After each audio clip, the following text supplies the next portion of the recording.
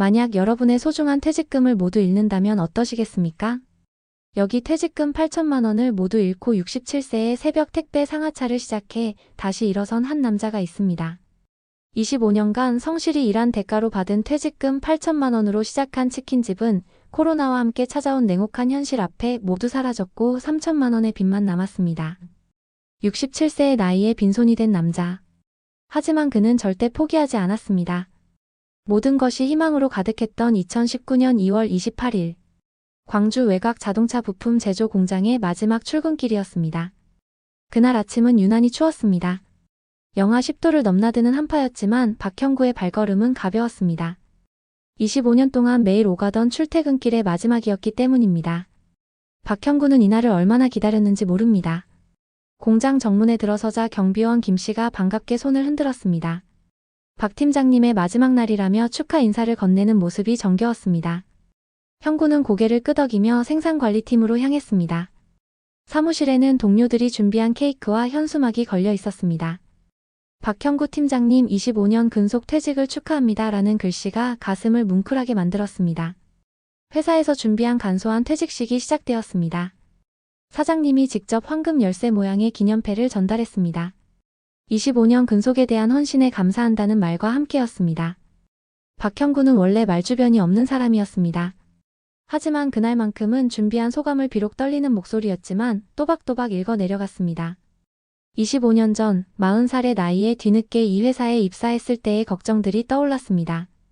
과연 정년까지 일할 수 있을까 하는 불안감이 있었던 입사 첫날이 지금도 생생합니다. 퇴직식이 끝나고 생산 라인으로 인사하러 갔을 때가 가장 감동적이었습니다. 작업자들이 잠시 일을 멈추고 박수를 쳐주었습니다. 박형구가 생산관리팀장으로 때로는 엄격하게 굴었던 때도 있었는데 그런 기억들이 미안함과 고마움으로 교차했습니다. 한 젊은 작업자가 다가와 진심 어린 감사를 표했습니다. 박 팀장님 덕분에 일할 수 있었다며 불량률 줄이려고 밤새 고민하시던 모습을 잊지 못하겠다고 했습니다. 그날 오후 인사팀에서 통장으로 퇴직금이 입금되었다는 문자가 왔습니다. 8천만 원.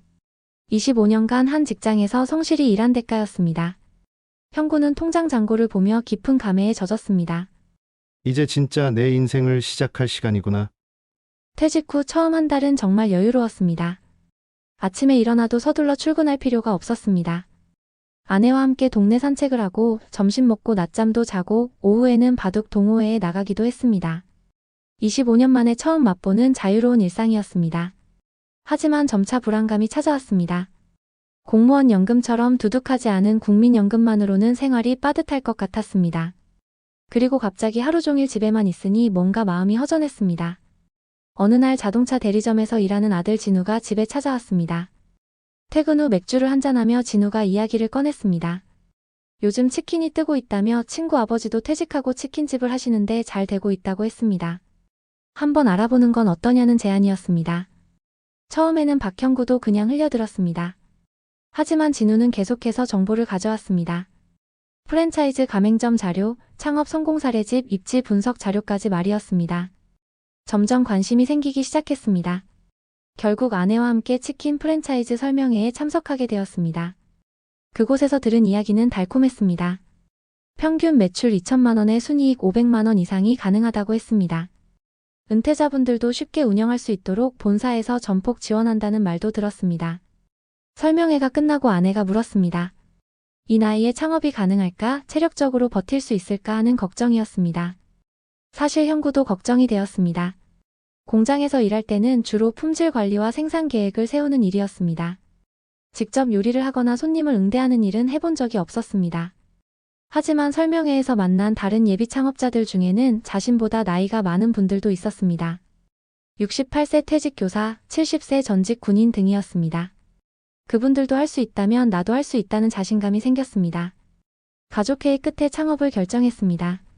평생 남의 공장에서 일했으니 이제는 내 가게를 가져보자는 생각이었습니다. 아내도 함께 일할 수 있고 월 500만 원 정도 수익이 나면 연금과 합쳐 노후가 풍족해질 것 같았습니다. 광주 교외의 신흥 아파트 단지 상가에 치킨집을 열기로 했습니다. 프랜차이즈 가맹비 1,500만 원, 인테리어 3,500만 원, 보증금 2천만 원. 총 8천만 원이 투자되었습니다. 퇴직금을 모두 쏟아 부은 셈이었습니다. 2019년 5월 10일 드디어 개업했습니다. 오픈 이벤트로 30% 할인 행사를 했는데 사람들이 정말 많이 찾아주었습니다. 개업 첫날 치킨 100마리가 완판되었습니다. 박형구는 주방에서 치킨을 튀기고 아내는 홀에서 손님을 응대했습니다. 하루가 어떻게 지나갔는지 모를 정도로 바빴지만 가슴은 희망으로 부풀어 있었습니다. 첫 달 매출이 1,800만 원이었습니다. 원재료비, 임대료, 수수료 등을 제하고 약 450만 원의 순이익이 남았습니다. 이대로만 하면 성공이다 싶었습니다. 하지만 세상 일이 그렇게 쉽게 풀리지 않았습니다. 개업 특수가 지나자 매출이 조금씩 감소했습니다. 6월 1,400만 원, 7월 1,200만 원, 8월 900만 원으로 떨어졌습니다. 신규 고객은 줄어들고 단골도 잘 형성되지 않았습니다. 비용은 계속 나가는데 수익은 점점 줄어들었습니다. 그리고 2020년 2월 코로나가 확산되기 시작했습니다. 매출이 급감했습니다. 사람들이 외식을 꺼리게 되었고 특히 상가의 유동 인구가 급격히 줄었습니다. 하루 10마리도 팔리지 않는 날이 많아졌습니다. 박형구 부부는 배달에 집중하기로 했습니다. 배달앱에 가게를 등록했지만 여기에도 비용이 만만치 않았습니다. 광고비, 수수료 등이 매출의 상당 부분을 차지했습니다.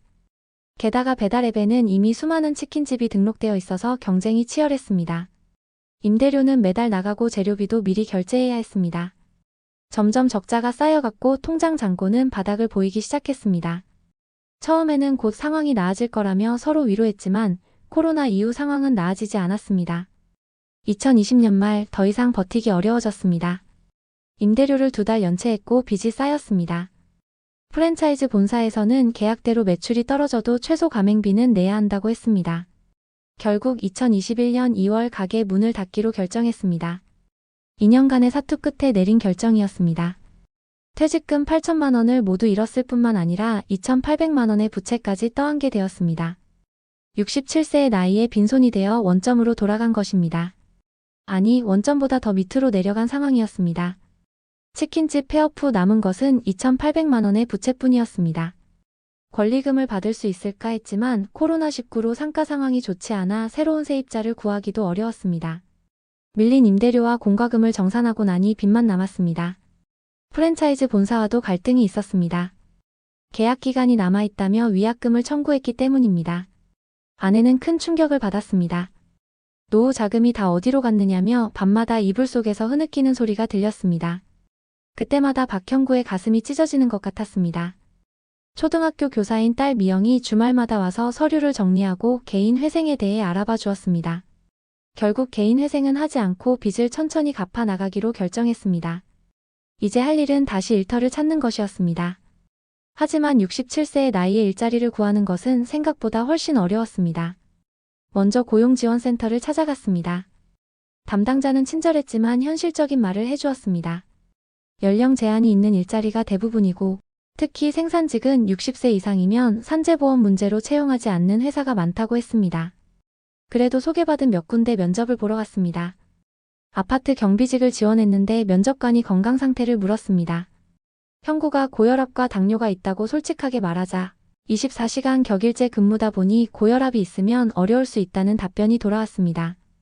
밤에 혼자 있을 때 갑자기 혈압이 오르면 위험하다는 이유였습니다. 주유소 주유원도 지원해봤습니다.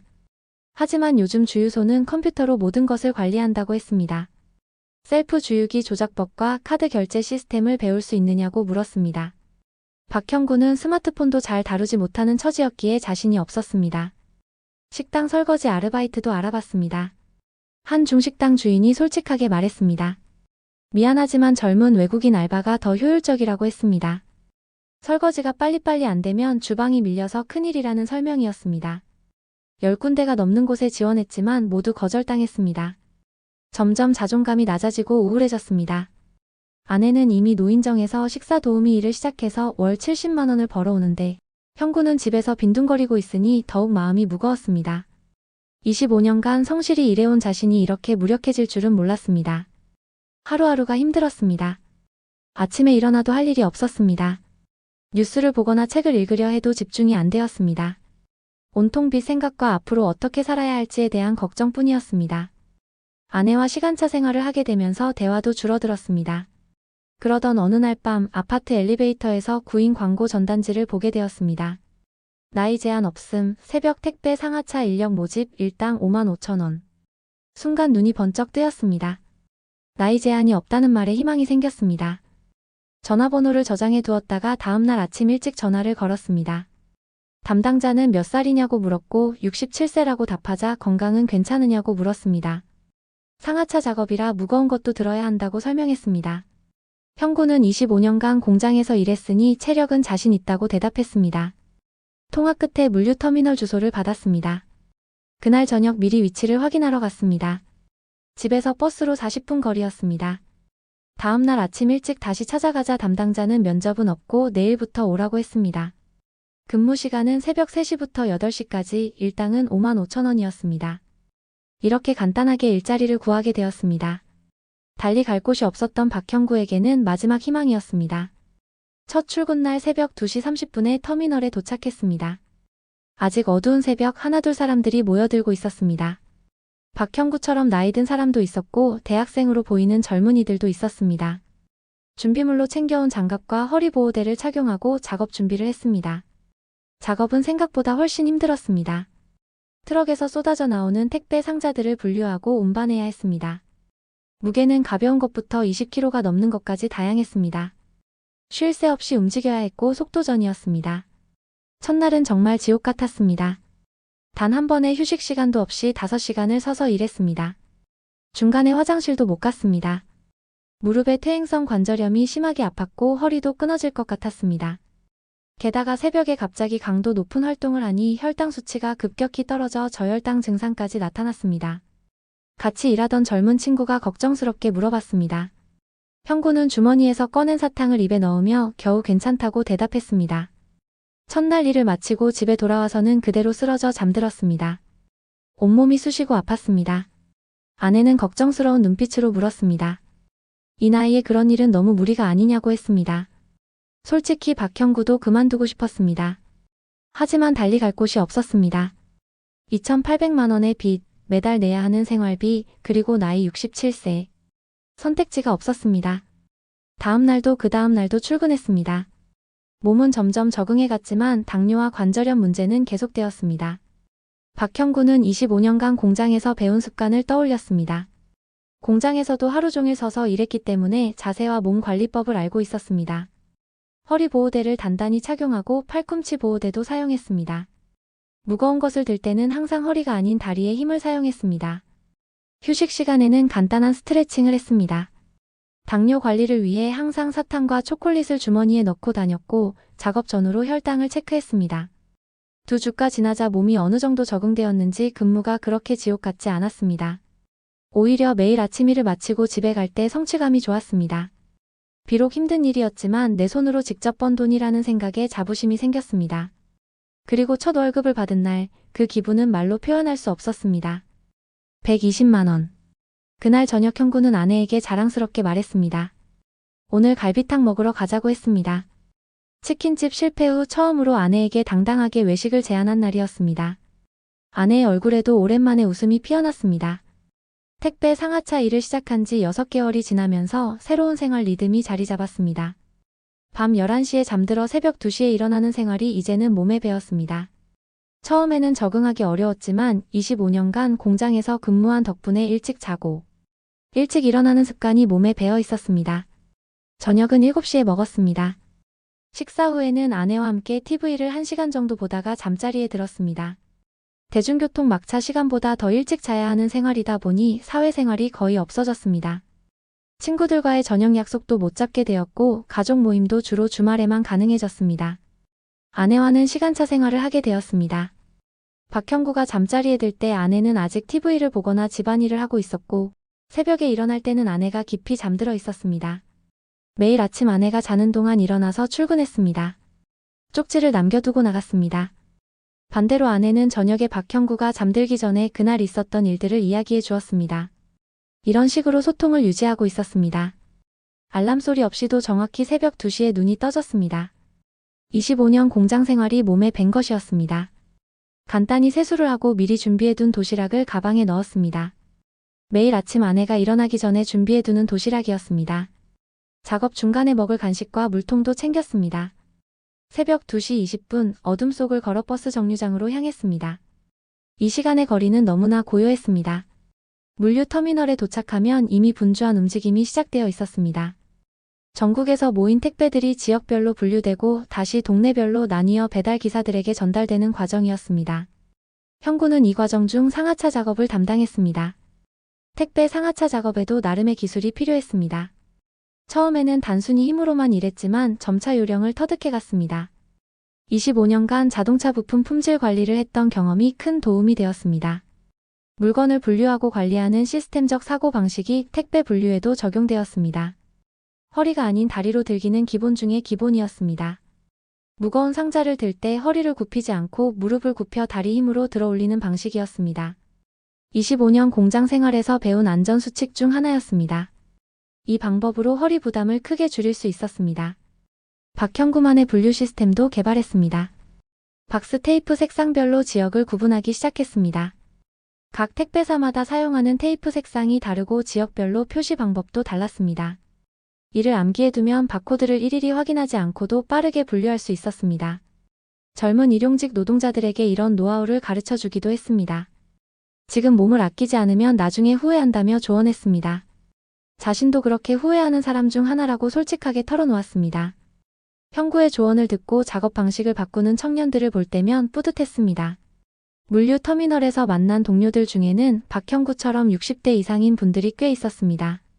퇴직 교사, 전직 택시기사, 전직 공무원 등 다양한 배경을 가진 사람들이었습니다. 이들은 서로를 새벽 형제들이라고 불렀습니다.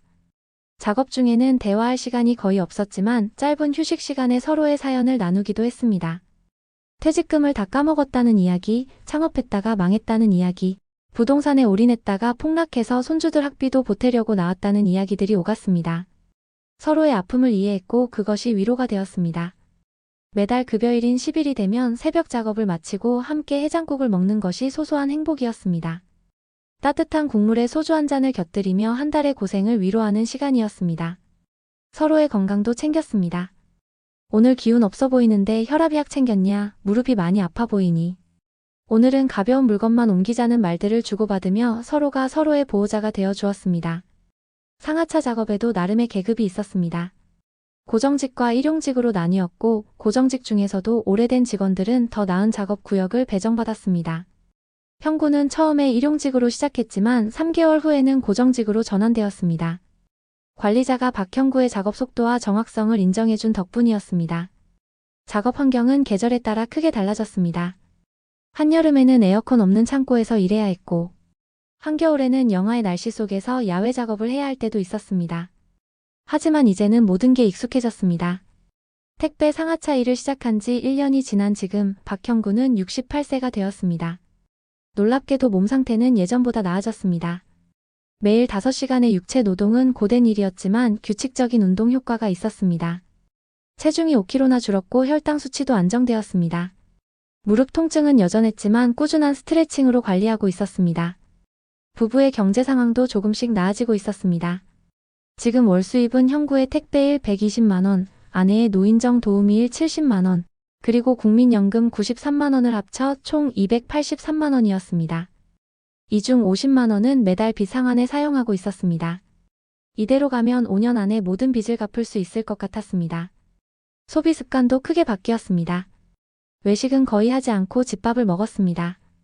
아내가 반찬을 많이 만들어 냉동 보관해 두기 때문에 매일 다양한 반찬으로 밥을 먹을 수 있었습니다.